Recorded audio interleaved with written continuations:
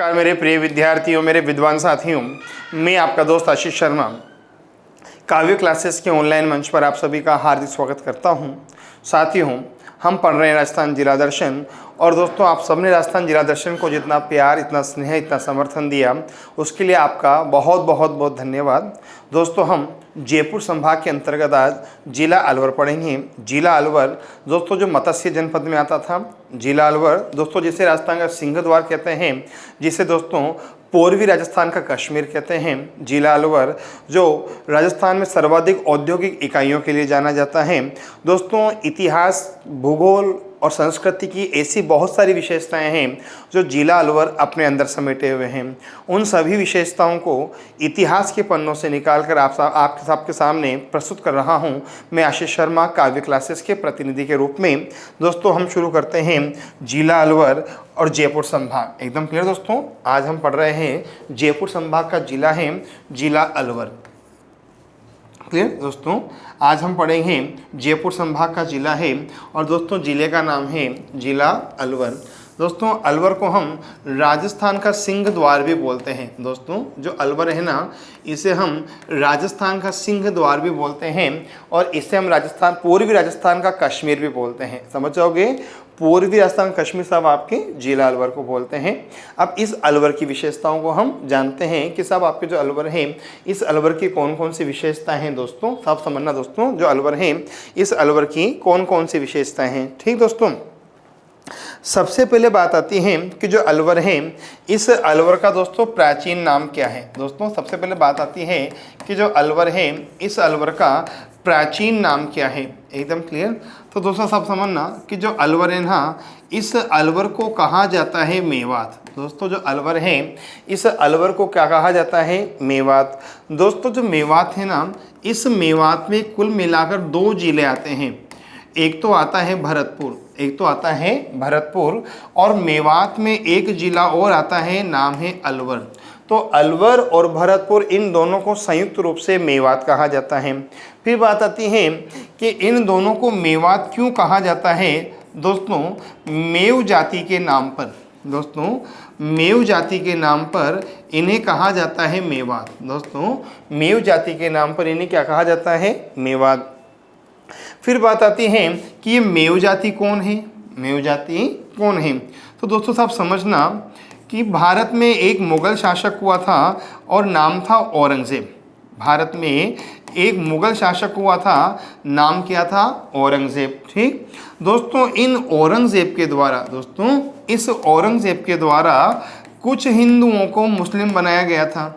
दोस्तों, इस औरंगजेब के द्वारा हिंदुओं को क्या बनाया गया था, मुस्लिम बनाया गया था। समझना, मुगल शासक था औरंगजेब और इस औरंगजेब के द्वारा हिंदुओं को मुस्लिम बनाया गया। ठीक, अब औरंगजेब ने जिन हिंदुओं को मुस्लिम बनाया, औरंगजेब ने जिन हिंदुओं को मुस्लिम बनाया ना, तो ऐसे मुस्लिम, दोस्तों ऐसे मुस्लिम जो धर्म से तो, दोस्तों ऐसे मुस्लिम जो धर्म से तो मुस्लिम हैं। दोस्तों, ऐसे मुसलमान जो धर्म से तो मुस्लिम हैं लेकिन रीति रिवाजों से हिंदू हैं। समझ जाओगे दोस्तों, ऐसे मुसलमान जो धर्म से तो मुस्लिम हैं किंतु रीति रिवाजों से हिंदू हैं, अर्थात जिनके रीति रिवाज तो हैं हिंदुओं जैसे। क्लियर, और धर्म है मुसलमान का। तो दोस्तों, ऐसे लोग क्या कहलाते हैं, मेव कहलाते हैं। क्लियर, और मेव जाति का क्षेत्र क्या कहलाता है, मेवात।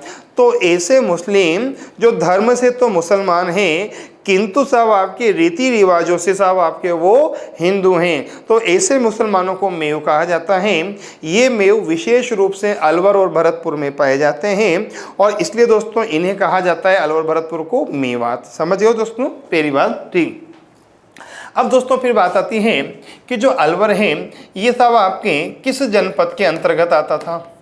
बात आती है कि जो अलवर है, ये अलवर प्राचीन काल में किस जनपद के अंतर्गत आता था। तो आपको बताओगे कि जो अलवर है ना, ये प्राचीन काल में मत्स्य जनपद के अंतर्गत आता था। समझ जाओगे कि जो अलवर है, ये अलवर प्राचीन काल में सब आपके किस में आता था दोस्तों, मत्स्य जनपद में आता था। समझ जाओगे दोस्तों, जो अलवर है ये प्राचीन काल में किस में आता था, मत्स्य जनपद में। फिर बात आती है कि जो मत्स्य जनपद है, फिर बात आती है कि जो मत्स्य जनपद है, इस मत्स्य जनपद का निर्माता कौन है। पूछा जाएगा कि जो मत्स्य जनपद है, इस मत्स्य जनपद का निर्माता कौन है। तो आप क्या बताओगे कि जो मत्स्य जनपद है इसका निर्माता है विराट। इसका निर्माता कौन है, विराट। और पूछा जाएगा कि मत्स्य जनपद की राजधानी का नाम क्या था। मत्स्य जनपद की राजधानी का नाम क्या था। तो आप क्या बताओगे, मत्स्य जनपद की राजधानी का नाम था विराटनगर। जो मत्स्य जनपद है इसकी राजधानी का नाम क्या था, विराटनगर। और दोस्तों इस विराटनगर को वर्तमान में कहा जाता है बेराट सभ्यता।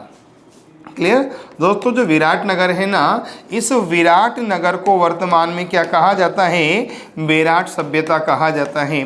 जब हम जिला जयपुर पढ़ेंगे तो वहाँ बेराट सभ्यता के बारे में पढ़ेंगे। ठीक दोस्तों, फिर बात आती है, समझना, अलवर किस में आता था, मत्स्य जनपद में। और दोस्तों मत्स्य जनपद की राजधानी क्या थी, विराटनगर। एकदम क्लियर दोस्तों इस मत्स्य जनपद के नाम पर ही, इस मत्स्य जनपद के नाम पर ही राजस्थान एकीकरण के प्रथम चरण का नाम, इस मत्स्य जनपद के नाम पर ही राजस्थान एकीकरण के प्रथम चरण का नाम क्या रखा गया था, मत्स्य संघ। समझ जाओगे, इस मत्स्य जनपद के नाम पर ही राजस्थान एकीकरण के प्रथम चरण का नाम दोस्तों क्या रखा गया था, मत्स्य संघ रखा गया था। समझ जाओगे क्या दोस्तों मेरी बात अच्छी तरह। ठीक, पहली बात दोस्तों। दूसरी बात, भारत का सबसे प्राचीन नृत्य है कथक नृत्य। भारत का सबसे प्राचीन नृत्य है कथक नृत्य। ठीक, और दोस्तों जो कथक नृत्य है ना, इसके जनक हैं भानु जी। क्लियर दोस्तों, जो कथक नृत्य है इसके जनक कौन है, भानु जी। और दोस्तों जो कथक नृत्य है ना, इसकी जो उत्पत्ति है दोस्तों वो भी कहाँ हुई है, मत्स्य जनपद में। जो कथक नृत्य है दोस्तों इसकी उत्पत्ति भी साहब कहाँ हुई है, मत्स्य जनपद में। ठीक, अच्छा दोस्तों ये भी ध्यान रखना, पांडवों ने जो अपना अज्ञातवास बिताया था, क्लियर दोस्तों, पांडवों ने जो अपना अज्ञातवास बिताया था वो भी कहाँ बिताया था, मत्स्य जनपद में। समझ जाओगे क्या, पांडवों ने दोस्तों जो अपना अज्ञातवास बिताया था वो भी साहब आपके कहाँ बिताया था दोस्तों, आपके मत्स्य जनपद में बिताया था। समझ जाओगे क्या दोस्तों, पांडवों के द्वारा अपना अज्ञातवास बिताया गया था। और कहाँ बिताया गया था, मत्स्य जनपद में। ये थोड़ी सी मत्स्य जनपद की विशेषताएं हैं, एक बार फिर समझना। अलवर का प्राचीन नाम है मेवात, और इसे मेवात का मतलब होता है अलवर भरतपुर। मेव जाति के नाम पर इसे मेवात कहा जाता है। और मेव जाति साहब आपके अभिप्राय है कि औरंगजेब के द्वारा जिन हिंदुओं को मुस्लिम बनाया गया था उन मुसलमानों का धर्म तो इस्लाम है किंतु रीति रिवाज हिंदुओं जैसे, इसलिए क्या कहलाता है ये मेवात। पहली बात। दूसरी बात आती है दोस्तों, जो अलवर है ना, तब आप दोस्तों जो अलवर है ये प्राचीन काल में मत्स्य जनपद में आता था। और दोस्तों जो मत्स्य जनपद है इसका निर्माता है विराट, और मत्स्य जनपद की राजधानी दोस्तों विराटनगर। इस मत्स्य जनपद के नाम पर ही राजस्थान एकीकरण के प्रथम चरण का नाम रखा गया था, मत्स्य संघ। भारत का सबसे प्राचीन नृत्य है कथक नृत्य, और उस कथक नृत्य की जो उत्पत्ति हुई वो भी कहाँ हुई थी, मत्स्य जनपद में। क्लियर। अच्छा दोस्तों, कथक नृत्य के साथ जनक कौन है, भानु जी। पांडवों ने अपना जो अज्ञातवास है वो भी कहाँ बिताया था, मत्स्य जनपद में बिताया था। ये थोड़ा सा विशेषता है मत्स्य जनपद की। ठीक, अच्छा दोस्तों फिर बात आती है कि जो अलवर है इस अलवर की स्थापना किसने की। पूछा जाएगा कि जो अलवर है इस अलवर की स्थापना किसने की और कब की। तो दोस्तों जो अलवर है ना, इस अलवर की स्थापना हुई थी 1756 में, और करने वाले थे प्रताप सिंह। ठीक, पूछा जाएगा कि जो अलवर है इसकी स्थापना कब हुई थी, 1756 में, और करने वाले कौन थे, प्रताप सिंह। पहली बात। ठीक, अच्छा दोस्तों फिर दूसरी बात आती है कि जो अलवर है ना, इस अलवर में कौन सा वंश है। पूछा जाएगा कि जो अलवर रियासत है यहाँ कौन सा वंश है। तो आप क्या बताओगे कि जो अलवर रियासत है ना, यहाँ जयपुर का कछवा वंश है। जो अलवर रियासत है यहाँ साहब आपके कौन सा वंश है, जयपुर का कछवा वंश है। समझ जाओगे दोस्तों, पहली बात। ठीक, फिर दोस्तों बात आती है कि जो कछवा वंश है ना, इस कछवा वंश का संस्थापक कौन है।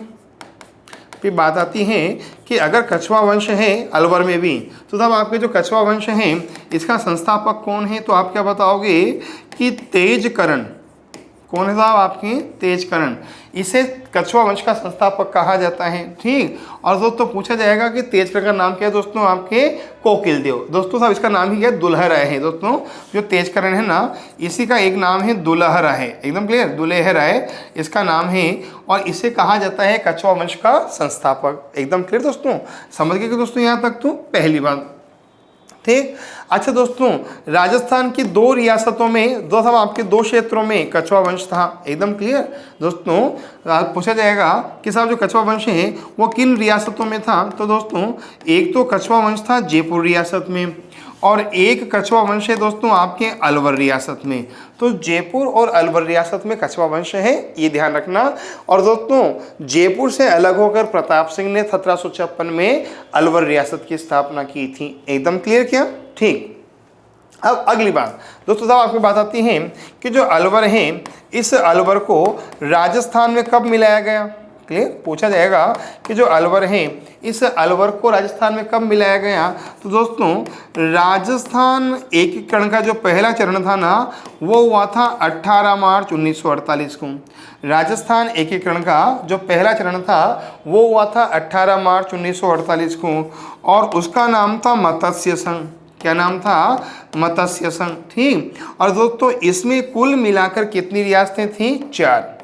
ठीक, पूछा जाएगा कि इसमें कुल मिलाकर कितनी रियासतें थी? 4। कौन कौन सी?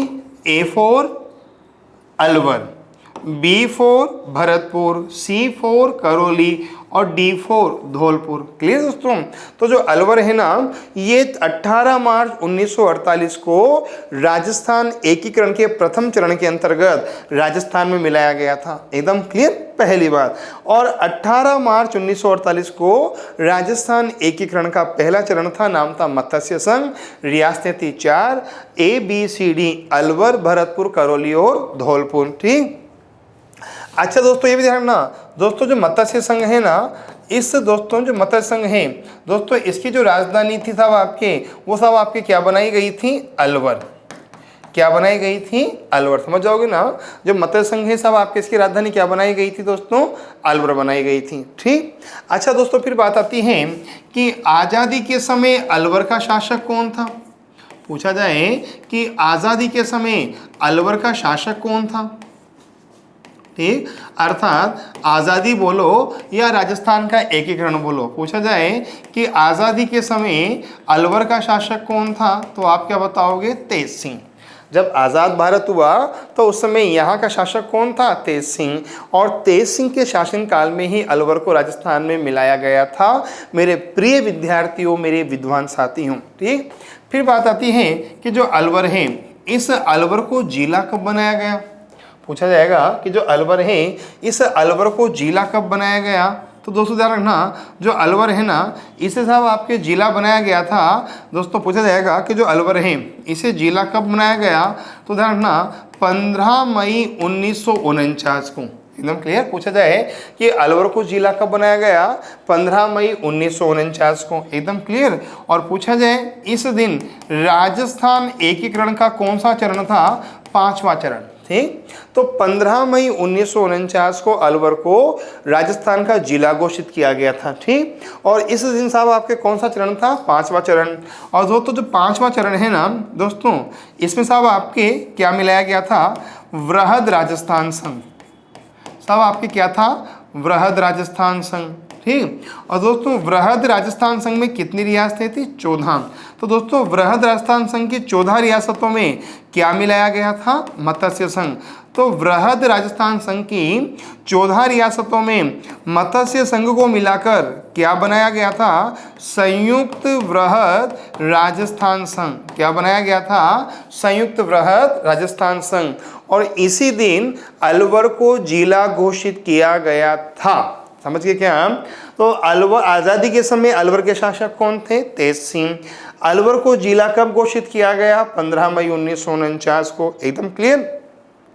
कौन से चरण में किया गया? 5वें चरण में। 5वें चरण का नाम क्या था? वृहद राजस्थान संघ। रियासतें कितनी थी? 14 तो थी इसमें और 4 थी इसमें, तो इन दोनों को मिलाकर बनाया गया वृहद राजस्थान संघ, जिसमें कितनी रियासतें थी? 18। एकदम क्लियर। और 15 मई 1949 को ही अलवर को जिला घोषित किया गया था। समझ गए दोस्तों अच्छी तरह? एक बार दोस्तों फिर समझना, ठीक। अलवर का प्राचीन नाम है मेवात, ये मत्स्य जनपद में आता था। मत्स्य जनपद की राजधानी विराट, विराट का नाम ही विराटनगर। राजस्थान एकीकरण के प्रथम चरण का नाम रखा गया था मत्स्य संघ। भारत का सबसे प्राचीन नृत्य है कथक नृत्य। कथक नृत्य के जनक है भानु जी, और इस नृत्य की उत्पत्ति हुई थी मत्स्य जनपद में। एकदम क्लियर दोस्तों। अलवर की स्थापना हुई है प्रताप सिंह के द्वारा 1756 में। दोस्तों यहाँ कछवा वंश है। कछवा वंश के संस्थापक हैं तेजकरण या दुलहर है, ठीक। और आमेर दोस्तों, और आमेर अर्थात जयपुर और अलवर में कौन सा वंश साहब? आपके कछवा वंश है। अलवर को राजस्थान में मिलाया गया था 18 मार्च 1948 को। इस दिन राजस्थान एकीकरण का प्रथम चरण था, नाम था मत्स्य संघ। मत्स्य संघ की राजधानी थी अलवर। एकदम क्लियर। रियासतें थी 4 ABCD, अलवर, भरतपुर, करौली और धौलपुर। समझ जाओगे ना? ABCD मतलब अलवर, भरतपुर, करौली और धौलपुर। आज़ादी के समय अलवर के शासक थे तेज सिंह, और तब आपके अलवर जिला बना है 15 मई 1949 को 5वें चरण में। वृहद राजस्थान संघ प्लस मत्स्य संघ बराबर संयुक्त वृहद राजस्थान संघ। एकदम क्लियर। रियासतें थी 18, ठीक।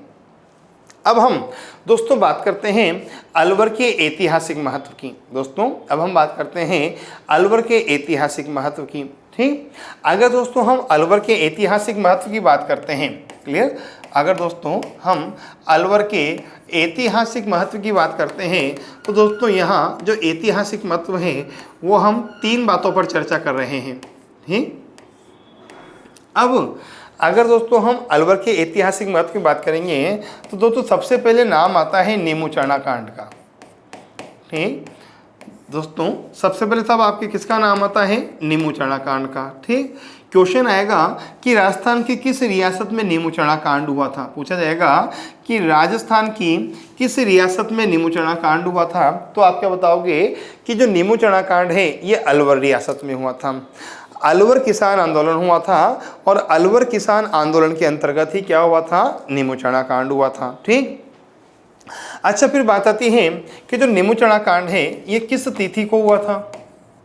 पूछा जाएगा कि जो नीमूचना कांड है ये किस तिथि को हुआ था, तो आप क्या बताओगे कि जो नीमूचना कांड है ये 14 मई 1925 को हुआ था। एकदम क्लियर दोस्तों। पूछा जाएगा कि जो नीमूचना कांड है ये किस दिन हुआ था? 14 मई 1925 को हुआ था, पहली बात, ठीक। अच्छा साहब, आपको पूछा जाएगा कि जो नीमूचना कांड है ये किस रियासत में हुआ था? पूछा जाएगा कि जो नीमूचना कांड है ये किस रियासत में हुआ था, तो अलवर रियासत में हुआ था। दोस्तों किस रियासत में हुआ था? अलवर रियासत में। अच्छा, पूछा जाएगा कि नीमूचना कांड के समय अलवर के शासक कौन थे? दोस्तों नीमूचना कांड के समय अलवर के शासक कौन थे, तो आप क्या बताओगे? जय सिंह थे। एकदम क्लियर। पूछा जाए कि नीमूचना कांड के समय अलवर के शासक कौन थे? जय सिंह थे। ये बात आप ध्यान रखना, ठीक। फिर बात आती है कि जो नीमूचना कांड है इस नीमूचना कांड में कितने किसानों की हत्या कर दी गई थी? पूछा जाएगा कि जो नीमूचना कांड है इस नीमूचना कांड में कितने किसानों की हत्या कर दी गई थी, तो दोस्तों ध्यान रखना, नीमूचना कांड में लगभग 179 किसानों की, नीमूचना कांड में दोस्तों लगभग 179 किसानों की हत्या कर दी गई थी। एकदम क्लियर। फिर बात आती है कि इन किसानों की साहब आपकी जो हत्या हुई, दोस्तों बात आती है कि इन किसानों साहब आपकी जो हत्या हुई तो साहब आपके इन पर गोलियां चलाई गई। इन पर क्या चलाई गई? गोलियां। फिर पूछा जाएगा कि नीमूचना कांड में गोलीबारी किसने की थी? क्लियर दोस्तों, जो नीमूचना कांड है इसमें गोलीबारी किसने की थी, तो आप क्या बताओगे कि नीमूचना कांड में हवलदार छज्जू सिंह के द्वारा, नीमूचना कांड में हवलदार छज्जू सिंह के द्वारा साहब आपके गोलियां चलाई गई थी। समझोगे दोस्तों, जो नीमूचना कांड है इसमें हवलदार छज्जू सिंह के द्वारा गोलियां चलाई गई थी, ठीक। फिर बात आती है कि जो हवलदार छज्जू सिंह है इसे क्या कहा जाता है, तो आप क्या बताओगे कि जो हवलदार छज्जू सिंह है इसे कहा जाता है राजस्थान का जनरल डायर। समझ आओगे दोस्तों। जो हवलदार छज्जू सिंह है इसे क्या कहा जाता है राजस्थान का? General Dyer. नीमू चना कांड कब हुआ? 14 मई 1925 को। किस रियासत में हुआ? अलवर में। किस शासक के समय हुआ? जयसिंह के समय। कितने किसानों की हत्या कर दी गई? 179 किसानों की। इन किसानों की हत्या में किसका योगदान था? हवलदार छज्जू सिंह का। हवलदार छज्जू सिंह क्या कहलाता है? राजस्थान का जनरल डायर। एकदम क्लियर। अच्छा, फिर बात आती है कि जो नीमू चना कांड है, इस नीमू चना कांड का प्रकाशन किसने किया? बात आती है कि जो नीमू चना कांड है इस घटना का प्रकाशन किसने किया और कब किया? तो दोस्तों ये जो घटना है ना, इस घटना का प्रकाशन हुआ था 31 मई 1925 को। एकदम क्लियर। इस घटना का प्रकाशन कब हुआ था? 31 मई 1925 को। ठीक। और पूछा जाए कि इस घटना का प्रकाशन किसने किया था, तो आप क्या बताओगी कि जो नीमू चना कांड है इस घटना का प्रकाशन किया था पत्रकार सुमनेश जोशी ने। पूछा जाएगा कि जो नीमू चना कांड है इस घटना का प्रकाशन किसने किया था, तो पत्रकार सुमनेश जोशी के द्वारा नीमू चना कांड का प्रकाशन किया गया था। ठीक। फिर बात आती है कि दोस्तों जो नीमू चना कांड है, दोस्तों फिर बात आती है कि जो नीमू चना कांड है इसे किस किस नाम से जाना जाता है? पूछ लिया जाएगा कि जो नीमू चना कांड है इसे किस किस नाम से जाना जाता है। ठीक। तो सब आप ध्यान रखना दोस्तों, जो नीमू चना कांड है ना, इसे सब आपके कुछ नामों से जाना जाता है। ठीक। कुछ नामों से जाना जाता है। ठीक। दोस्तों नीमू चना कांड का पहला नाम है राजस्थान का जलियांवाला बाग हत्याकांड। ठीक दोस्तों, जो नीमू चना कांड है इसका पहला नाम है राजस्थान का जलियांवाला बाग हत्याकांड। ठीक। जो नीमू चना कांड है इसका पहला नाम है राजस्थान का जलियांवाला बाग हत्याकांड। ठीक। और पूछा जाए कि इसे राजस्थान का जलियांवाला बाग हत्याकांड किसने कहा था? सुमनेश जोशी ने। समझ जाओगे ना, नीमू चना कांड को राजस्थान का जलियांवाला बाग हत्याकांड किसने कहा था? सुमनेश जोशी ने। पहली बार। दोस्तों इस नीमू चना कांड का दूसरा नाम है नीमू चना कांड। क्लियर। इसका दूसरा नाम है नीमू चना कांड। फिर बात आती है कि इस घटना को नीमू चना कांड किसने कहा था? राम नारायण चौधरी ने। समझ जाओगे क्या दोस्तों, नीमू चना कांड को नीमू चना कांड किसने कहा था? राम नारायण चौधरी ने। और दोस्तों इस घटना का एक नाम और है और वो है दोहरी डायरशाही। दोस्तों ये जो घटना है ना, इस घटना का एक नाम और है और पूछा जाए कि वो नाम क्या है, तो दोस्तों इस घटना का एक नाम है दोहरी डायरशाही। और पूछा जाए कि इसे दोहरी डायरशाही किसने कहा था? महात्मा गांधी ने। किसने कहा दोस्तों? महात्मा गांधी ने। समझ जाओगे क्या दोस्तों। तो नीमू चना कांड अलवर रियासत में हुआ, 14 मई 1925 को हुआ। और तब आपके उस समय अलवर के शासक थे जयसिंह। 179 किसानों की हत्या कर दी गई हवलदार छज्जू सिंह के द्वारा। छज्जू सिंह कहलाते हैं राजस्थान का जनरल डायर। इस घटना का प्रकाशन हुआ 31 मई 1925 को पत्रकार सुमनेश जोशी के द्वारा। ठीक। अच्छा, पूछा जाएगा कि इस घटना का प्रकाशन किस समाचार पत्र में किया गया? पूछा जाएगा कि इस घटना का प्रकाशन किस समाचार पत्र में किया गया, तो आप क्या बताओगे? रियासती समाचार पत्र में। पूछा जाए कि इस घटना का प्रकाशन किस समाचार पत्र में किया गया? रियासती समाचार पत्र में किया गया। नीमू चना कांड को राजस्थान का जलियांवाला बाग हत्याकांड कहा था सुमनेश जोशी ने। नीमू चना कांड को नीमू चना कांड की संज्ञा दी थी राम नारायण चौधरी ने। और नीमू चना कांड को दोहरी डायरशाही कहा था महात्मा गांधी ने। एकदम क्लियर क्या दोस्तों यहाँ तक तो? ठीक। दोस्तों अब अगली बात समझना। ठीक दोस्तों देखो, मैं कुछ आपको अतिरिक्त जानकारी बीच बीच में देता रहूँगा। मेरा परम उद्देश्य है कि आप सफल हो, ये मैं चाहता हूँ, इसलिए मैं आपको कुछ ना कुछ अलग पढ़ाऊँगा। ठीक। अच्छा दोस्तों ये भी ध्यान रखना, अगर आपको ज़िंदगी में आगे बढ़ना है, कुछ करना है, अपने नाम से अपनी पहचान बनानी है, तो आपको वो करना होगा जो आज तक किसी ने नहीं किया। ठीक। जब तक आप अलग काम नहीं करेंगे तब तक आपकी पहचान नहीं बनेगी। अगर जो काम दुनिया कर रही है, अगर वही काम आप कर रहे हो, तो इसमें नया क्या हुआ? आप तो वो करो जो दुनिया ने नहीं किया। क्लियर दोस्तों, आप तो वो करो जो दुनिया ने नहीं किया, तो आपकी पहचान बनेगी। दोस्तों अपने जीवन में एक मूल मंत्र लिख लो। ठीक दोस्तों, जिंदगी अपने दम पर जी जाती है, दूसरों के कंधों पे जनाजे उठा करते हैं। जिंदगी अपने दम पर जी जाती है, दूसरों के कंधों पे जनाजे उठा करते हैं। तो कुछ ऐसा करो, अपने दम पे करो, जिससे कि आपकी व्यक्तिगत पहचान बने, और तभी पॉसिबल है जब आप हट के काम करोगे। ठीक, अब हम हट के काम करते हैं। ठीक, समझना दोस्तों, मैं बात कर रहा हूँ सुमनेश जोशी की। दोस्तों, मैं बात कर रहा हूँ सुमनेश जोशी की। दोस्तों, सुमनेश जोशी 2 बार आपके काम आएंगे। राजस्थान जीके में सुमनेश जोशी 2 बार आपके काम आएंगे। क्लियर? अच्छा, 2 बार कैसे काम आएंगे दोस्तों? सुमनेश जोशी के द्वारा सबसे पहले दोस्तों जो सुमनेश जोशी हैं, इनके द्वारा सबसे पहले नीमू चना कांड का प्रकाशन किया गया। ठीक दोस्तों, जो सुमनेश जोशी हैं, इन्हीं के द्वारा सबसे पहले नीमू चना कांड का प्रकाशन किया गया। ठीक, और किस अखबार में किया गया? रियासती अखबार में। ठीक, पहली बार। ये तो पहला काम। दूसरा काम दोस्तों, सुमनेश जोशी के द्वारा ही सबसे पहले बताया गया था। क्लियर दोस्तों? सुमनेश जोशी के द्वारा ही सबसे पहले बताया गया था कि जोधपुर, क्लियर दोस्तों, जोधपुर जैसलमेर। दोस्तों, सुमनेश जोशी के द्वारा ही सबसे पहले बताया गया था कि जोधपुर, जैसलमेर, बीकानेर और धौलपुर, ये चारों रियासतें कहाँ जाना चाहती हैं? पाकिस्तान में जाना चाहती हैं। सुमनेश जोशी के द्वारा ही सबसे पहले ये बताया गया था कि जोधपुर, जैसलमेर, बीकानेर और धौलपुर, ये चारों रियासतें साहब आपके कहाँ जाना चाहती हैं? पाकिस्तान में जाना चाहती हैं। ये सब आपके बात सबसे पहले किसने बताई थी? सुमनेश जोशी ने। और किस अखबार में बताई थी? रियासती समाचार पत्र में। पूछा जाए किस अखबार में बताई थी, तो आप क्या बताओगे?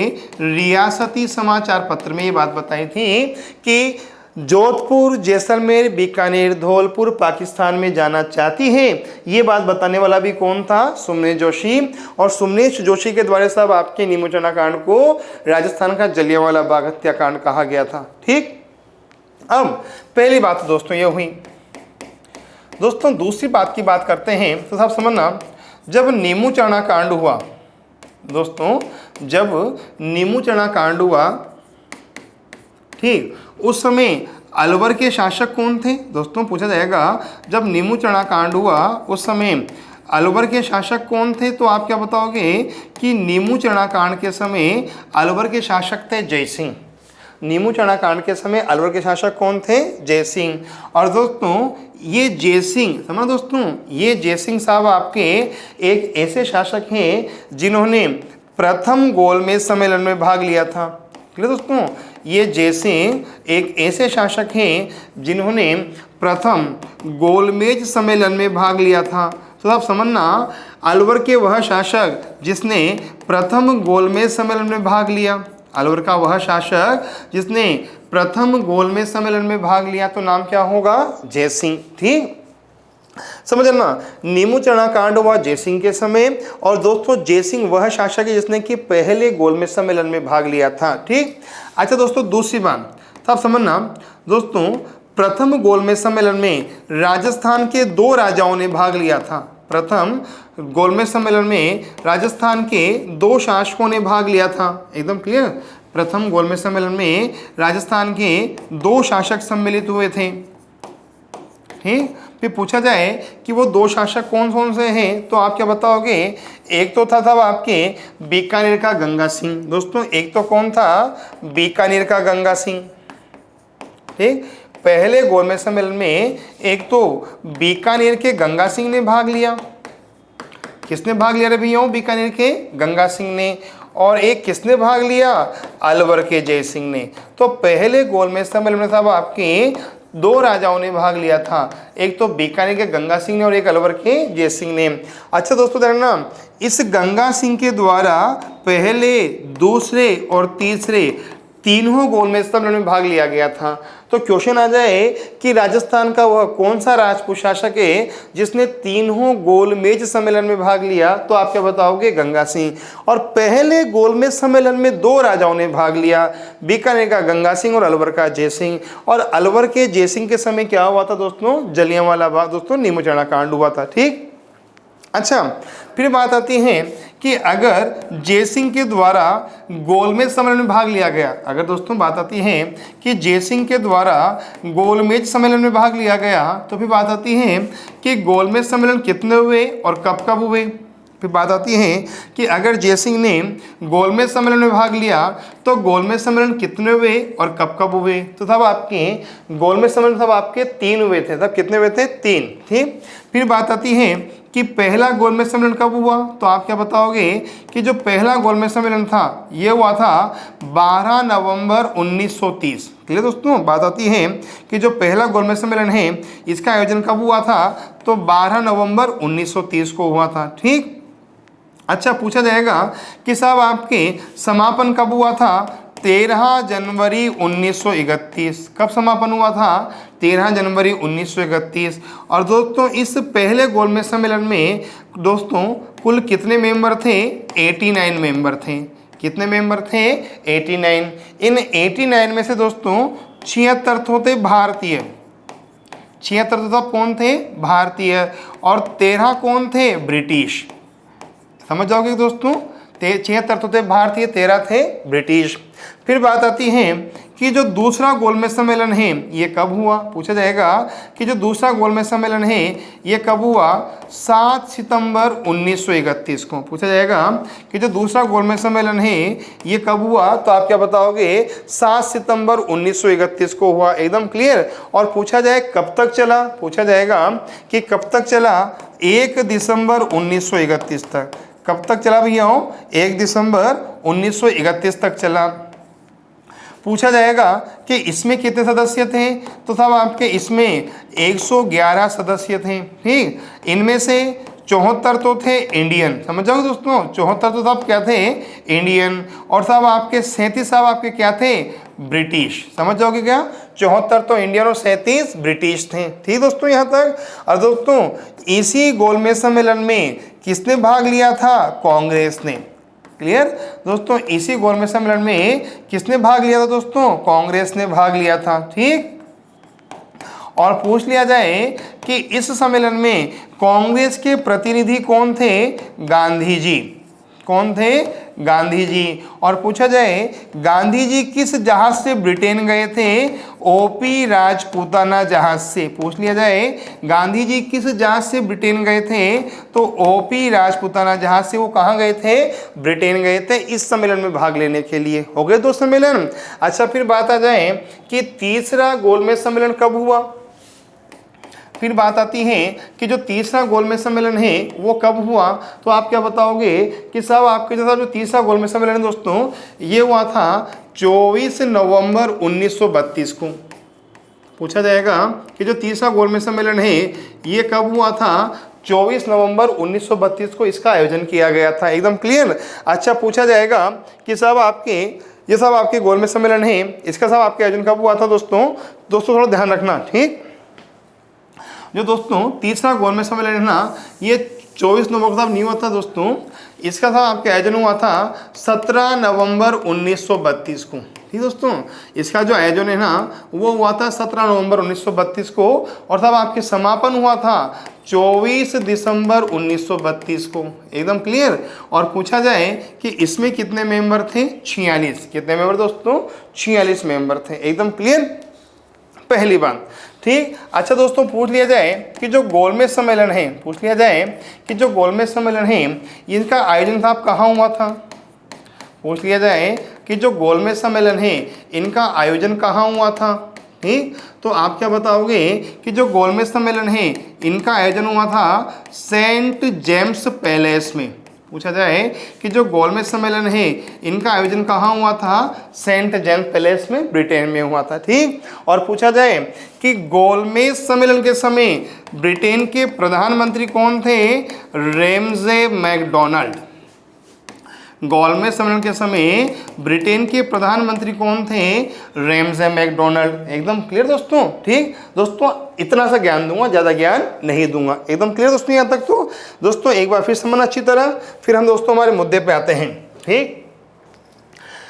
ऐतिहासिक महत्व की बात कर रहे हैं तो साहब आपके अलवर में क्या हुआ है, नीमूचना कांड। 14 मई 1925 को शासक था जयसिंह और जयसिंह ने गोलमेज सम्मेलन में भाग लिया था। ठीक, नीमूचना कांड को क्या क्या कहते हैं मैंने आपको अच्छी तरह बता दिया है। एकदम क्लियर है दोस्तों यहाँ तक, तो चलूँ आगे।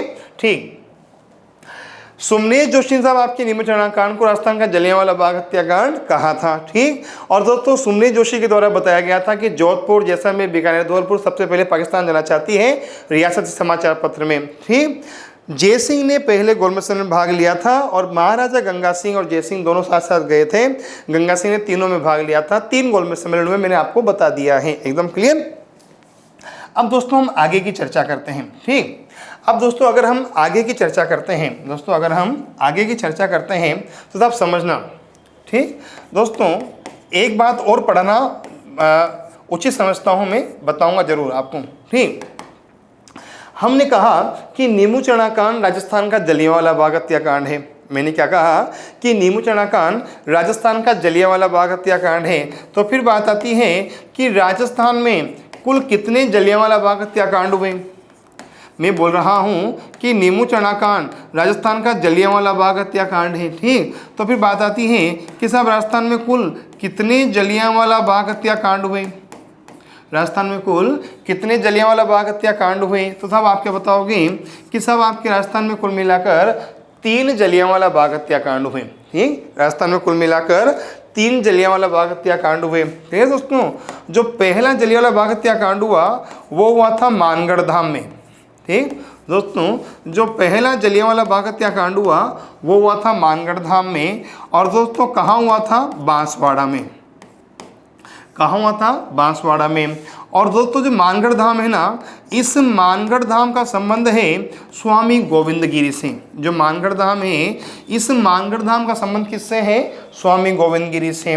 और दोस्तों साहब जो स्वामी गोविंद गिरी है ना, इन्होंने एक आंदोलन चलाया था और इनके आंदोलन का नाम था भगत आंदोलन। जो स्वामी गोविंद गिरी है, इन्होंने एक आंदोलन चलाया था, नाम था भगत आंदोलन।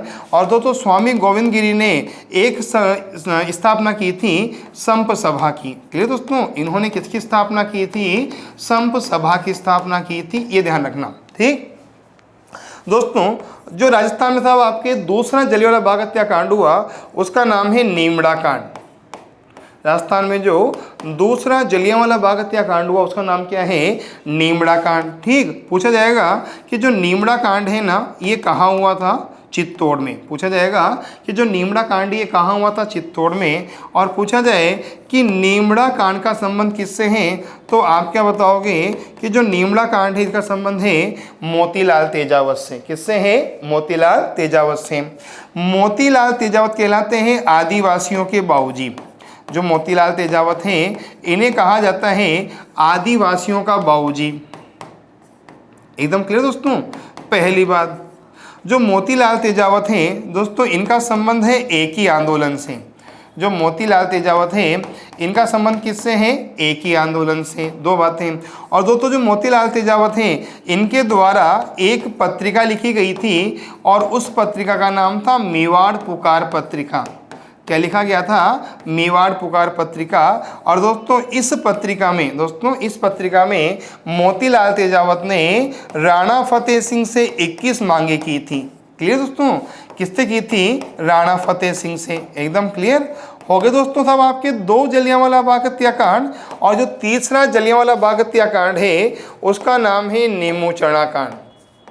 जो तीसरा जलियांवाला बाग हत्याकांड है उसका नाम क्या है, नीमूचना कांड। तो मानगढ़ धाम, नीमड़ा कांड और नीमूचना कांड, इन दोनों को साहब आपके कहा जाता है जलियांवाला बाग हत्याकांड। सब क्या कहा जाता है, जलियांवाला बाग हत्याकांड के नाम से जाना जाता है। समझ आओगे दोस्तों।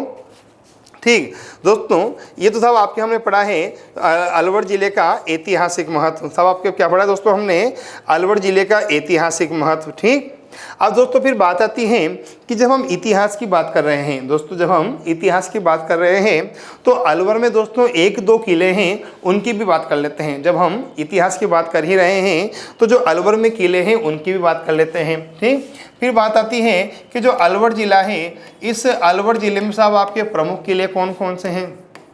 बात आती है कि जो अलवर ज़िला है, इस अलवर ज़िले में प्रमुख किले कौन कौन से हैं। ठीक, तो दोस्तों अगर हम अलवर के किलों की बात करते हैं तो दोस्तों यहाँ एक किला है और उसका नाम है बाला किला।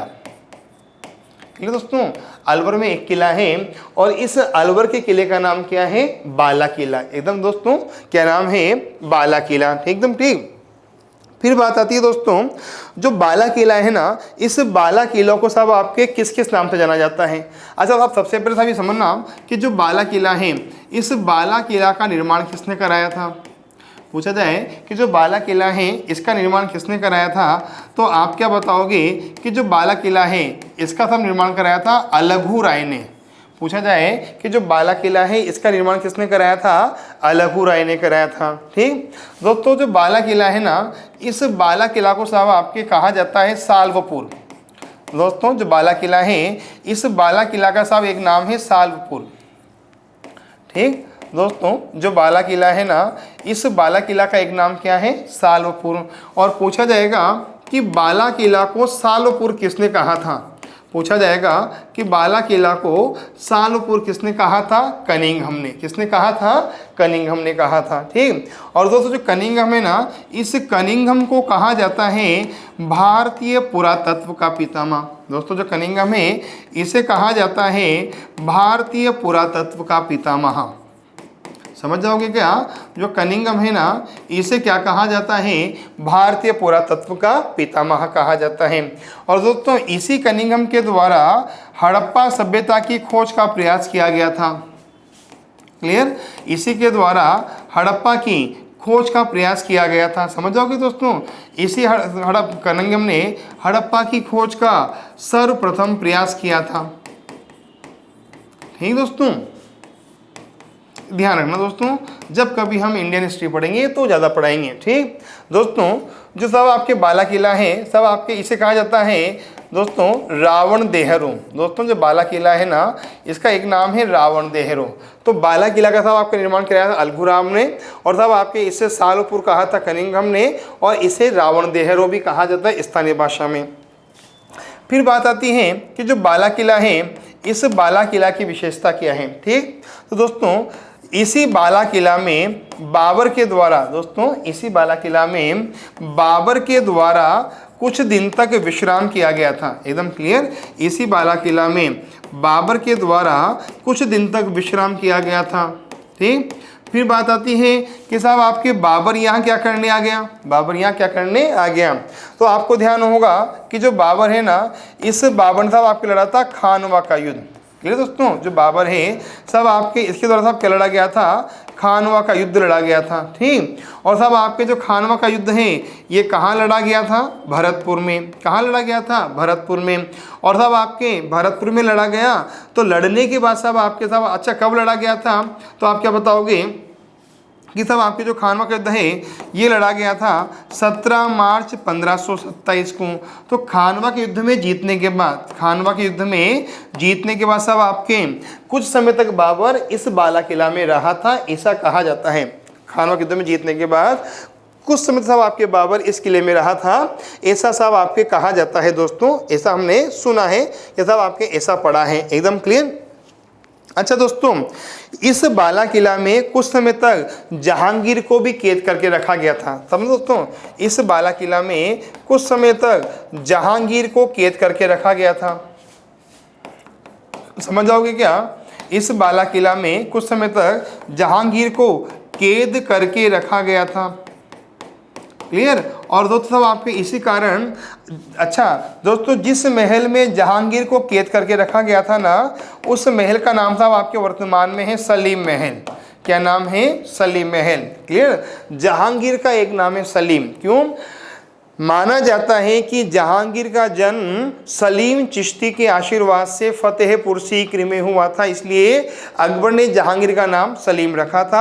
और अकबर जहांगीर को प्यार से शेखू बाबा कहा करता था। और जहांगीर मुगल वंश का एक ऐसा शासक है जिसके शासनकाल में एक भी मस्जिद नहीं बनाई गई थी। जहांगीर का शासनकाल मुगल चित्रशैली का स्वर्णकाल कहलाता है। और दोस्तों जहांगीर को कुछ समय तक कैद करके रखा गया था साहब आपके कहाँ, बाला किला में। और जिस महल में रखा गया था उस महल का नाम है सलीम महल। ठीक। और दोस्तों इसी जहांगीर के नाम पर इस बाला किला में साहब आपके एक तालाब बनाया गया है और उस तालाब का नाम है सलीम तालाब। इस जहांगीर के नाम पर साहब आपके बाला किला में एक तालाब बनाया गया है और दोस्तों उस तालाब का नाम क्या है साहब आपके, सलीम तालाब। समझ जाओगे दोस्तों, इस जहांगीर के नाम पर साहब यहाँ एक तालाब बना हुआ है और साहब आपके उस तालाब का नाम क्या है साहब आपके, सलीम तालाब। एकदम क्लियर। चलो आगे। ठीक। फिर बात आती है कि जो बाला किला है इसके अलावा साहब आपके अलवर में और कौन सा दुर्ग है, तो दोस्तों अलवर में एक दुर्ग और है और उसका नाम है तिजारा। ठीक दोस्तों, अलवर में एक दुर्ग और है और उसका नाम है तिजारा का किला। क्या नाम है, तिजारा का किला। और पूछा जाए कि जो तिजारा का किला है इसका निर्माण किसने कराया था, पूछा जाएगा कि जो तिजारा का किला है इसका निर्माण किसने कराया था, तो आप क्या बताओगे, बलवंत सिंह के द्वारा। जो तिजारा किला है दोस्तों इसका निर्माण किसने कराया था, बलवंत सिंह ने कराया था। और पूछा जाए कब कराया था, 1835 में कराया था। दोस्तों कब कराया था साहब आपके, 1835 में कराया गया था। एकदम क्लियर। और दोस्तों पूछा जाएगा कि इस तिजारा के किले में एक सूफी संत की मज़ार है। क्लियर दोस्तों, इसमें एक सूफी संत की मज़ार है। इस किले में दोस्तों एक सूफी संत की मज़ार है। और पूछ लिया जाए कि उस सूफी संत का नाम क्या था, तो आप क्या बताओगे, गद्दन शाह की मीनार। गद्दन शाह की जो मज़ार है दोस्तों साहब आपके वो कहाँ है, आपके तिजारा के किले में। एकदम क्लियर। तो एक तो हो गया साहब आपके अलवर का किला मतलब बाला किला, एक हो गया साहब आपके तिजारा का किला। एकदम क्लियर। चलो दोस्तों आगे। फिर दोस्तों साहब आपके इसके अलावा अलवर में एक किला और है, नाम है नीम राना का किला। क्या नाम है, नीम राना का किला। और दोस्तों जो नीम राना का साहब किला है ना दोस्तों, इसे कहा जाता है पंचमहल, क्योंकि साहब ये 5 मंजिला में, तो क्या नाम होगा, पंचमहल होगा। ठीक दोस्तों, एक 3 किला तो ये है। अब दोस्तों अलवर में एक किला और है, दोस्तों अलवर में एक किला और है और दोस्तों उस किले का नाम है काकनवाड़ी का किला।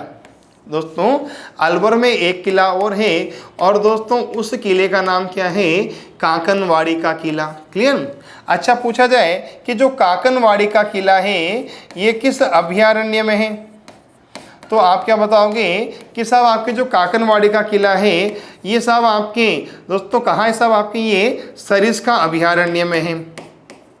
कहाँ है साहब आपके, सरिस्का अभयारण्य में है। एकदम क्लियर। दोस्तों इस काकनवाड़ी के किले में दारा शिकोह को रखा गया था। दोस्तों ना इस काकनवाड़ी किले में दारा शिकोह को नज़रबंद करके रखा गया था। दोस्तों इस काकनवाड़ी किले में दारा शिकोह को नज़रबंद किया गया था, किसके द्वारा, औरंगजेब के द्वारा। ठीक। जब औरंगजेब ने दोराई के युद्ध में दारा शिकोह को पराजित कर दिया तो उसे नज़रबंद कहाँ किया था, कहाँ किया गया था, इस काकनवाड़ी के किले में। ठीक। और दोस्तों ध्यान रखना, जो दारा शिकोह है ना दोस्तों, जो दारा शिकोह है इसकी साहब आपकी मृत्यु भी कहाँ हुई थी, काकनवाड़ी के किले में। समझ रहे हो दोस्तों, जो दारा शिकोह है ना सब आपकी, इसकी मृत्यु भी कहाँ हुई थी, काकनवाड़ी में। क्लियर दोस्तों, इसके साथ आपकी जो मृत्यु है वो कहाँ हुई थी, काकनवाड़ी के किले में सब इसकी मृत्यु हुई थी, किसकी, दारा शिकोह की। ठीक दोस्तों, जो दारा शिकोह है ना, इस दारा शिकोह को कहा जाता है भारत का लघु अकबर।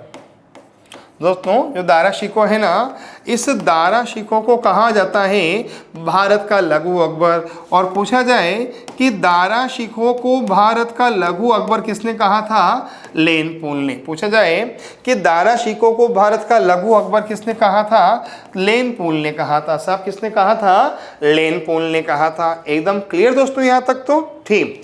अब दोस्तों हम अगली बात करते हैं। एकदम दोस्तों क्लियर यहाँ तक तो।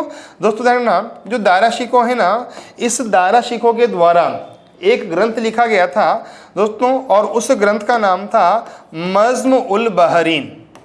जो दारा शिकोह है इसके द्वारा साहब आपके एक ग्रंथ लिखा गया था और उस ग्रंथ का नाम था नज़्म उल बहरीन। ठीक। और दोस्तों नज़्म उल बहरीन का मतलब होता है 2 समुद्रों का मिलन। ठीक। जो मज़्म उल बहरीन है इसका मतलब क्या होता है, दो समुद्रों का मिलन। ठीक दोस्तों, जो दारा शिकोह है ना, इसने साहब आपके एक ग्रंथ और लिखा था। ठीक, और दोस्तों इसके द्वारा एक ग्रंथ लिखा गया था जिसका नाम था सिर-ए-अकबर। क्या नाम था? सिर-ए-अकबर। और दोस्तों आपके जो सिर-ए-अकबर है ना, ये क्या है? उपनिषदों का फारसी भाषा में अनुवाद। समझ जाओगे, पूछा जाए कि सिर-ए-अकबर क्या है तो आप क्या बताओगे? उपनिषदों का फारसी में अनुवाद। ठीक है, क्या कहलाता था आपके? सिर-ए-अकबर कहलाता है। समझ जाओगे दोस्तों। ठीक दोस्तों, यहाँ तक काकनवाड़ी का किला सरिस्का अभयारण्य में है। दारा शिकोह को इसी काकनवाड़ी के किले में नज़रबंद करके रखा गया था। ठीक, और दोस्तों इसकी मृत्यु हुई थी इसी काकनवाड़ी के किले में।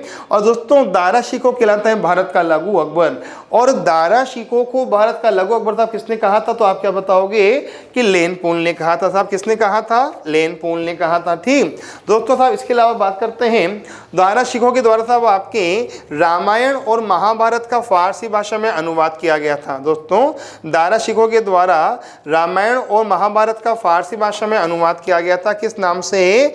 मज़्म उल बहरीन के नाम से किया गया था। एकदम क्लियर। फिर बात आती है साहब आपके कि जो दारा शिकोह है इसने सिर-ए-अकबर के नाम से भी भारतीय उपनिषदों का साहब आपके फारसी में अनुवाद किया था। हाँ या ना? हाँ। ठीक, अच्छा दोस्तों अगली बात समझना। दोस्तों ध्यान रखना, दारा शिकोह, दोस्तों ध्यान रखना, दारा शिकोह मुगल वंश का एक ऐसा पुत्र है और शासक भी है। दोस्तों दारा शिकोह मुगल वंश का एक ऐसा पुत्र है जिसका जन्म और मृत्यु दोनों राजस्थान में हुआ है। एकदम क्लियर। दोस्तों साहब ध्यान रखना, जो दारा शिकोह है ना दोस्तों, इसका साहब आपकी जो जन्म है साहब वो तो हुआ है तारागढ़ अजमेर में। समझ जाना दोस्तों, जो दारा शिकोह है इसका साहब आपके जन्म है ना वो तो कहाँ हुआ है? तारागढ़ अजमेर में। ठीक, और दोस्तों इसका जो देहांत हुआ है, इसका दोस्तों जो देहांत हुआ है वो कहाँ हुआ है? साहब आपके काकनवाड़ी के किले में। समझ जाओगे तो साहब आपके दारा शिकोह मुगल वंश का एक ऐसा शासक है जिसका जन्म और मृत्यु सब आपके दोनों राजस्थान में हुई है। समझ जाओगे ना, दारा शिकोह मुगल वंश का एक ऐसा पुत्र है जिसका जन्म और मृत्यु दोनों राजस्थान में हुई है, राजस्थान से बाहर नहीं हुई है। एकदम क्लियर किया। ठीक, अब हम बात करते हैं कि जो काकनवाड़ी का किला है वो कहाँ आता है? सरिस्का अभयारण्य में। क्लियर दोस्तों, जो काकनवाड़ी का किला है ये कहाँ आता है? सरिस्का अभयारण्य में। सब कहाँ आता है? सरिस्का अभयारण्य में। ठीक,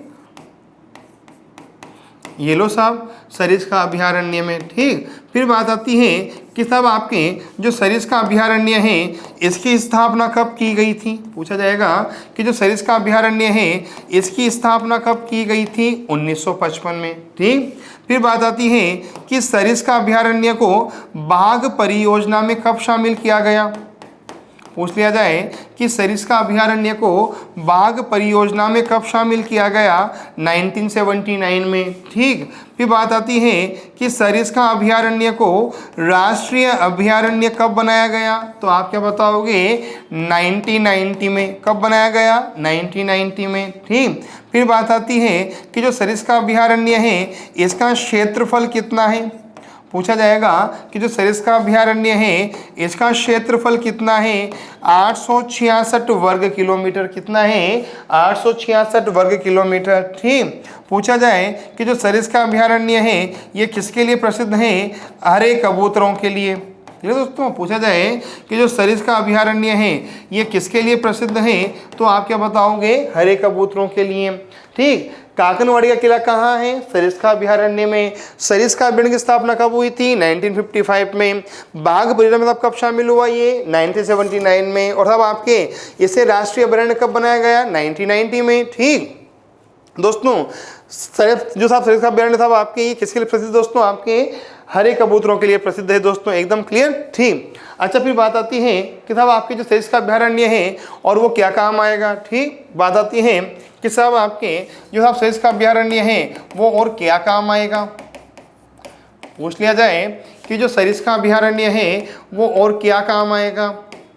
ठीक, तो साहब दोस्तों साहब ध्यान रखना कि साहब आपके जो साहब सरिस्का अभयारण्य है ना यहाँ नेड़ा की छत्रियाँ बनी हुई हैं। तो दोस्तों यहाँ सब आपके साथ जो सरिस्का अभयारण्य है, यहाँ नेड़ा की छत्रियाँ बनी हुई हैं। और दोस्तों ये जो छत्रियाँ हैं ना, ये अलवर के शासकों के स्मारक हैं। दोस्तों ये जो छत्रियाँ हैं ना, ये क्या है, अलवर के शासकों के स्मारक हैं। एकदम क्लियर, पहली बात। दोस्तों दूसरी बात, राजस्थान में सर्वप्रथम, दोस्तों राजस्थान में सर्वप्रथम बागों का विस्थापन, राजस्थान में सर्वप्रथम बागों का विस्थापन, ठीक, राजस्थान में सर्वप्रथम जो बाघों का विस्थापन है दोस्तों, वो भी कहाँ किया गया था, सरिस्का अभयारण्य में। एकदम क्लियर, राजस्थान में सर्वप्रथम बाघों का विस्थापन कहाँ किया गया था, सरिस्का में किया गया था। एकदम क्लियर।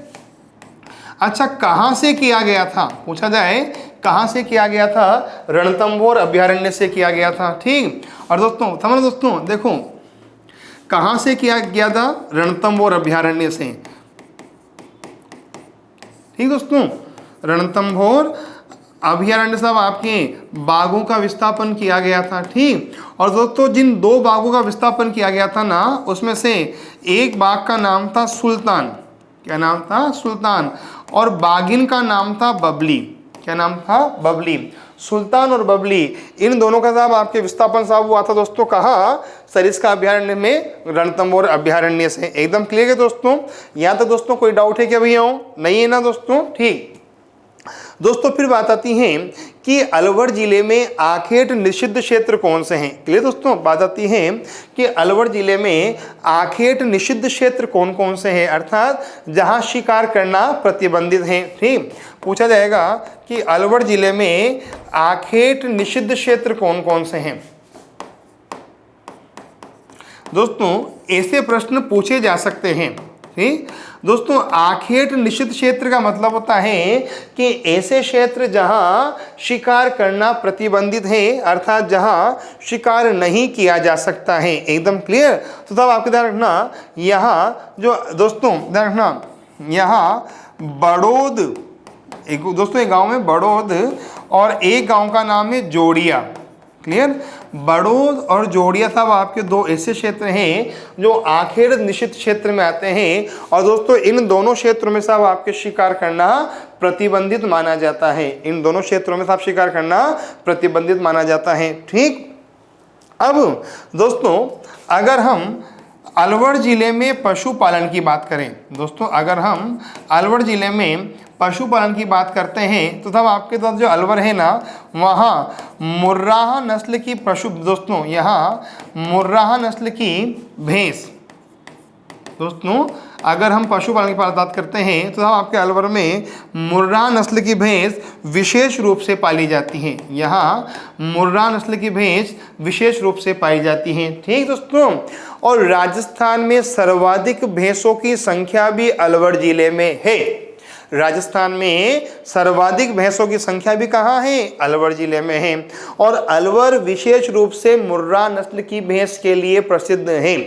अलवर विशेष रूप से मुर्राह नस्ल की भैंस के लिए प्रसिद्ध है, ध्यान रखना। ठीक, और दोस्तों इस मुर्राह, दोस्तों साहब आपके जो ये मुर्राह नस्ल की भैंस है ना दोस्तों इसका एक मेला भी भरता है। दोस्तों यहाँ इस मुर्राह नस्ल का आपका एक मेला भी भरता है और उस मेले का नाम है बहरोड़ पशु मेला। क्या नाम है, बहरोड़ पशु मेला। दोस्तों अलवर में बहरोड़ पशु मेले का आयोजन किया जाता है और यह मेला मुर्राह नस्ल की भैंस के लिए प्रसिद्ध है और राजस्थान में सर्वाधिक भैंसें अलवर जिले में पाई जाती है।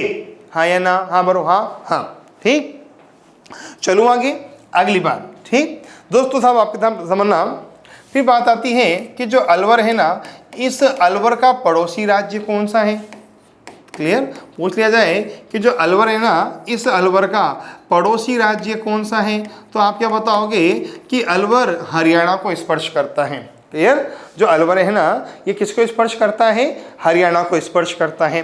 अब सब समझना दोस्तों, ये तो है अलवर, ये है हरियाणा, ये तो है अलवर और ये है हरियाणा। अब सब समझना दोस्तों अलवर का वह क्षेत्र, दोस्तों अलवर का वह क्षेत्र जो किसे स्पर्श करता है, हरियाणा को, समझना, अलवर का वह क्षेत्र जो किसे स्पर्श करता है, हरियाणा को स्पर्श करता है। तो दोस्तों अलवर का वह क्षेत्र जो हरियाणा को स्पर्श करता है उसे कहा जाता है राठ क्षेत्र। एकदम क्लियर। अलवर का वह क्षेत्र जो हरियाणा को स्पर्श करता है उसे क्या कहा जाता है, राठ क्षेत्र कहा जाता है। समझ जाओगे कि दोस्तों अलवर हरियाणा को स्पर्श करता है और अलवर जिले का वह क्षेत्र जो हरियाणा को स्पर्श करता है वह क्षेत्र क्या कहलाता है, राठ क्षेत्र कहलाता है। एकदम क्लियर। इसी प्रकार दोस्तों ये तो है अलवर, ये तो है अलवर, और दोस्तों ये है दिल्ली, ये तो है अलवर और ये है दिल्ली।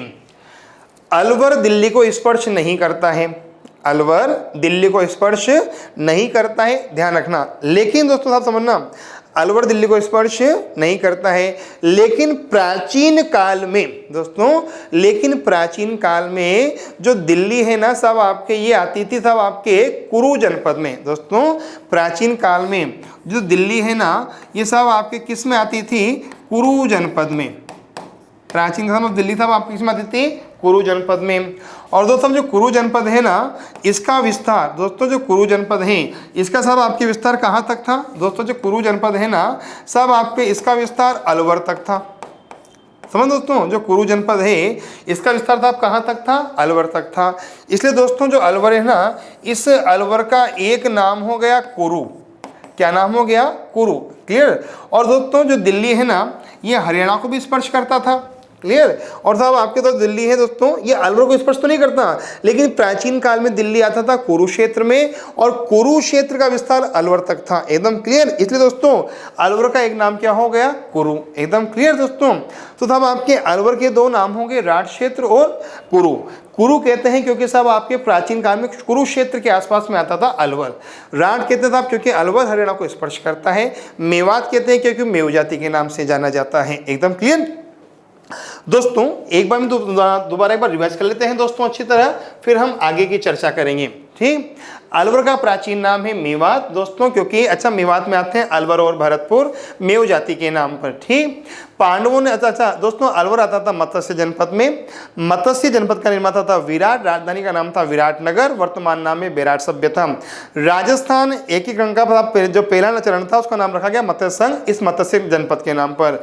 भारत का सबसे प्राचीन नृत्य है कथक नृत्य, और कथक नृत्य की उत्पत्ति भी कहाँ हुई है, मत्स्य जनपद में। ठीक। अगली बात दोस्तों, पांडवों ने अपना अज्ञातवास भी कहाँ व्यतीत किया था, मत्स्य जनपद में ही व्यतीत किया था, ध्यान रखना। ठीक। स्थापना था आपके अलवर की स्थापना हुई थी 1756 में, करने वाले थे प्रताप सिंह। अलवर कछवा वंश के अधीन है और कछवा वंश का संस्थापक है तेजकर्ण या दुल्हा राय। रियासतें हैं जयपुर और अलवर में कछवा वंश हैं। 18 मार्च 1948 को अलवर को राजस्थान में मिलाया गया मत्स्य संघ में ABCD। राजधानी थी अलवर, शासक का नाम था तेज सिंह। 15 मई 1949 को अलवर को जिला बनाया गया था एकीकरण के 5वें चरण में, और नाम था संयुक्त वृहद राजस्थान संघ। 15 मई 1949, 18 रियासतें। नीमू चढ़ा कांड अलवर में हुआ था 14 मई 1925 को। रियासत थी अलवर, शासक था जयसिंह के समय। छज्जू सिंह ने 179 किसानों की हत्या कर दी थी, इसे कहा जाता है राजस्थान का जनरल डायर। ठीक। इस घटना का प्रकाशन किया था सुमने जोशी ने रियासती समाचार पत्र में। नीमू चढ़ा कांड कहा था आपके रामनारायण चौधरी ने, जलियांवाला बाग कहा था सुमने जोशी ने, तो दोहरी डायरेक्शन कहा था महात्मा गांधी ने, ध्यान रखना। ठीक। सुमने जोशी साहब आपके कहा दोस्तों सबसे पहले नीमू चढ़ा का प्रकाशन किया, और साहब आपके बताया कि जोधपुर जैसलमेर बीकानेर धौलपुर पाकिस्तान जाना चाहती है, रियासती समाचार पत्र में। जय सिंह साहब आपके दोस्तों प्रथम गोलमेज सम्मेलन भागने के लिए ब्रिटेन गया था। ठीक। 3 गोलमेज सम्मेलन हुए हैं, तीनों मैंने बता रखे हैं आपको। ठीक दोस्तों अच्छी तरह। मानगढ़ धाम, नीमड़ा कांड, नीमू चढ़ा कांड साहब आपके राजस्थान का जलियांवाला बाग हत्याकांड कहलाते हैं। प्रमुख किले हैं बाला किला, निर्माण कराया था अलगू राय ने। सालपुर कनिंघम ने कहा था भारतीय पुरातत्व का पितामह। हड़प्पा की खोज का श्रेय दिया जाता है कनिंघम को। इन पे हम चर्चा कर चुके हैं अच्छी तरह। ठीक। काकनवड़िया किला था आपके सैस का अभ्यारण्य में आता है। दारा शिकोह को नजरबंद करके रखा गया था। दारा शिकोह की मृत्यु भी यही हुई थी। दारा शिकोह भारत का लघु अकबर कहलाता है, कहने वाला था लेनपुल। ठीक। और दोस्तों लेनपुल ने तो ये भी कहा था कि साहब आपके हुमायूं मुगल वंश का एक ऐसा शासक है जो जीवन भर लड़खड़ाता रहा और लड़खड़ाते हुए ही मर गया, ये भी लेनपुल ने कहा था। दारा शिकोह की 2 रचनाएं मजमुल बहरीन और सिर्रे अकबर।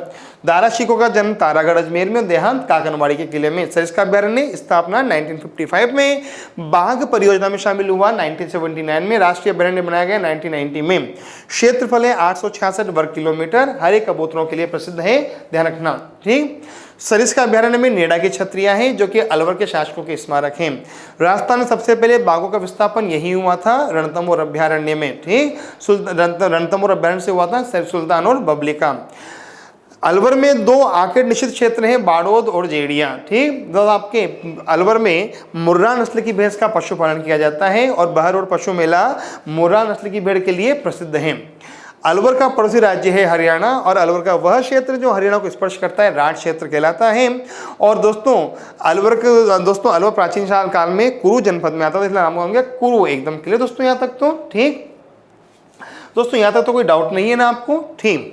दोस्तों आज के वीडियो में इतना ही है। अलवर थोड़ा बड़ा है, इसलिए दोस्तों हम अगले वीडियो में अलवर जिले की भौगोलिक और सांस्कृतिक विशेषताओं पर चर्चा करेंगे। मैं उम्मीद करता हूँ आपको ये वीडियो पसंद आया होगा। दोस्तों आपको अगर ये वीडियो पसंद आया हो तो अधिक से अधिक संख्या में ये वीडियो अपने दोस्तों तक शेयर करें, लाइक करें, सब्सक्राइब करें और दोस्तों कमेंट करना ना भूलें। आपके कमेंट ही हमें प्रेरित करते हैं अच्छे से अच्छा करने के लिए, और जितना ज़्यादा हम अच्छा कर सकेंगे उतना बेहतर होगा आपके भविष्य के लिए। आप इसी प्रकार काव्य क्लासेस के साथ जुड़े रहिए और अपने भविष्य को साकार करिए। थैंक यू सो मच, धन्यवाद।